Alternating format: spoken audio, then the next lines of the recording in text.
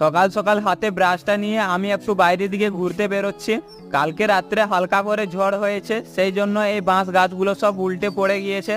আমি এই দিকে একটু হাঁটছি, কারণ সকালে হাঁটতে ভালো লাগছে।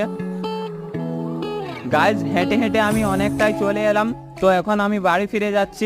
বাড়ি ফিরে এসে আমি প্রথমেই মুখ ধুয়ে নিচ্ছি, তারপর একটু চুলটা ঠিক করে নিলাম, কারণ এখন আমি যাব কেঞ্জাকুড়া। প্রথমে এই তেল মিলে চলে এলাম, এখানে আমি সরিষার তেল নিচ্ছি।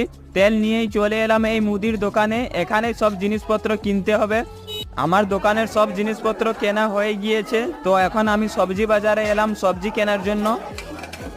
গাইস, আমার সবজি নেওয়া হয়ে গিয়েছে, সব জিনিসপত্রগুলো স্কুটিতে তুলে নিয়েছি বাড়ি যাওয়ার জন্য। বাড়ি এসে সব জিনিসগুলো এখানে নামিয়ে দিলাম। আমাদের জিনিসগুলো নিয়ে আমি এখন নানি বাড়ি থেকে ঘর যাচ্ছি, কারণ আমি নানিদেরই হাট বাজার করতে গিয়েছিলাম।